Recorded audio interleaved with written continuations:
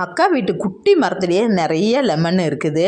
ஒரு லெமனே இப்போ வந்து 10 ரூபா, 8 ரூபா, 7 ரூபான்னு தான் விற்றுக்கிட்டு இருக்குது. அது சின்னதாக இருக்கிறதா 7 ரூபா, கொஞ்சம் பெருசாக இருந்தால் 10 ரூபா வரைக்கும் இப்போ ஒரு லெமன் போய்கிட்டு இருக்குது. நாம் அதான் அக்கா வீட்டு மரத்துலேருந்தே சரி பறிச்சுருவோம், நிறைய இருக்குது அப்படின்னு நான் பறிக்க ஆரம்பித்தேன்.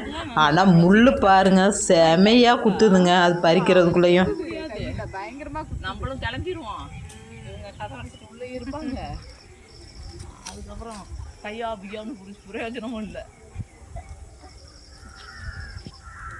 இவ்வளோ நாளாக பாதுகாப்பு இந்த தங்கம் இங்கே பாப்பா கையும் காட்டுச்சு. பாதம் அப்படியே உள்ளே வாங்க. இங்கே அக்கா வந்து இல்லாதனால வந்துட்டு இங்கே உள்ளவங்க எல்லாருமே வந்து பறிச்சுட்டு போயிடுறாங்க. அக்காவுக்கு கிடைக்கவே மாட்டேங்குதான் லெமனு. இப்போ தான் வந்து நாங்கள் இங்கே வந்ததுனால பறிச்சிட்டு இருக்கோம்.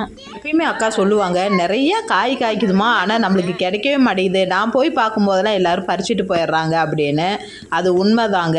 இங்கே எங்கள் அக்காவோட பேத்தியே சொல்கிறா, அப்படி எல்லோரும் வந்து பறிச்சுட்டு போயிட்டா நம்மளுக்கு கிடைக்காது, சீக்கிரம் வாங்க பறிப்போன்னு பேத்தியே சொல்லுதுன்னா அப்போ பாருங்களேன்.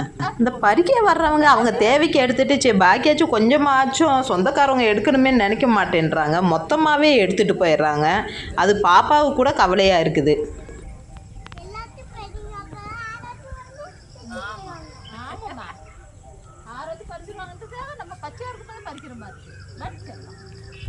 கேட்டிங்களா பாப்பா சொன்னதுவேவும்? இது தாங்க உண்மை. இங்கே வர்றது எல்லாத்தையுமே எடுத்துகிட்டு போயிடுறாங்க. அக்காவும் எவ்வளவோ சொல்லி பார்த்துட்டாங்க, திட்டியும் பார்த்துட்டாங்க. ஆனால் எல்லோரும் செய்கிறதே தான் திரும்ப செஞ்சிகிட்ருக்காங்க. அதனால இப்போ அக்கா போங்க அப்படின்ட்டு விட்டுட்டாங்க. இந்த மாதிரி எப்போயாவது இங்கே வரும்போது இந்த மாதிரி பறிச்சிட்டு போகிறதோட சரியாக போச்சு. இன்றைக்கி நானும் இருந்ததுனால கொஞ்சம் ஜாஸ்தியாகவே பறிச்சிட்டோம். ஆனால் கொஞ்சம் பச்சையாக இருக்கும்போதே பறிச்சிட்டோம். ஆனால் பச்சையாக இருந்தாலும் இது பழுத்துருமா, அதனால இந்த பாருங்க மொத்தமாக எடுத்துக்கிட்டு இருக்கிறோம் எல்லா லெமனையுமேவும்.